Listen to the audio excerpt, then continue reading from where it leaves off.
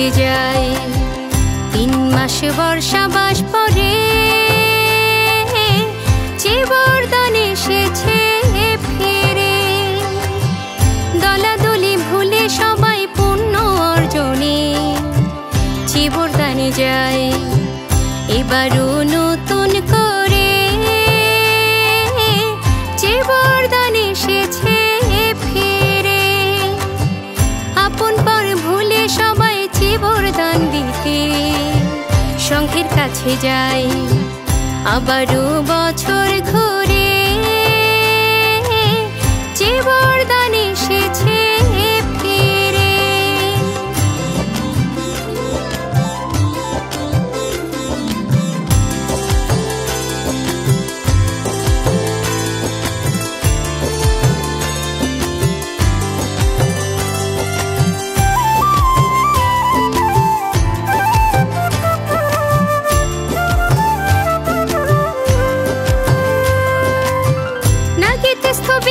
কঠিন যে বরদান করে চারিয়া পাই যায়নি 30 কল্প ধরে।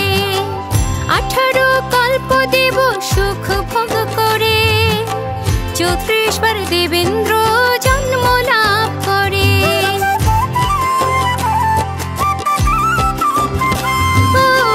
নাগেত স্থবির কঠিন যে বরদান করে চারিয়া পাই যায়নি 30 কল্প ধরে। 18 কল্প দেব সুখ ভোগ করে 34 বার দেবেন্দ্র জন্ম লাভ করে। হাজারো বার ব্রহ্মা হয়ে ব্রহ্মলোকে যায়। মাঝে মাঝে চক্রবর্তী রাজার সুখ পায় যে বরদান করে। 3 মাস বর্ষাবাস পরে যে বরদান এসেছে ফিরে।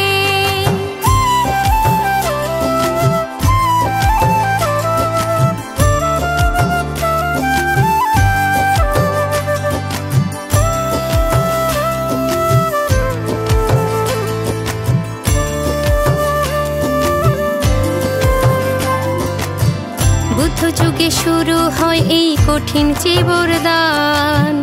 2500 বছর ধরে আছে চলমান। সাথে করে কল্পতরু বুদ্ধ মূর্তি দান। অষ্ট পরিষ্কার সহ মহাসংঘ দান।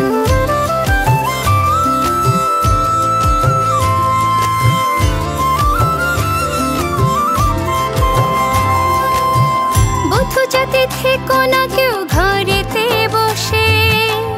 এমনই দান চলে গেলে পাবে না শেষে।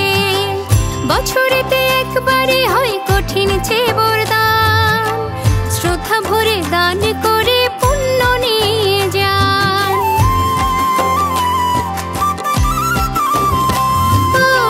বুদ্ধ জাতি থেকো না কেউ ঘরেতে বসে। এমনই দান চলে গেলে পাবে না শেষে। বছরেতে একবারে হয় কঠিন যে বরদান। ভিক্ষু সঙ্গে দান করে পুণ্য নিয়ে যান। আমরাও তো হতে পারি নাগেত ভ্রান্তের মতো। অপার সুখ পেতে পারি জন্মে শত শত যে বরদান করে। এবারও নতুন করে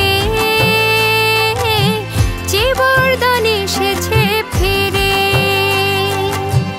পবিত্র মনে সবাই যে বরদান দিতে চলো পুণ্যস্থানে যাই। আবারও বছর ঘুরে যে বরদান এসেছে ফিরে।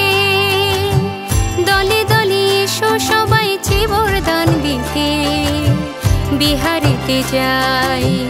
আবারও বছর ঘুরে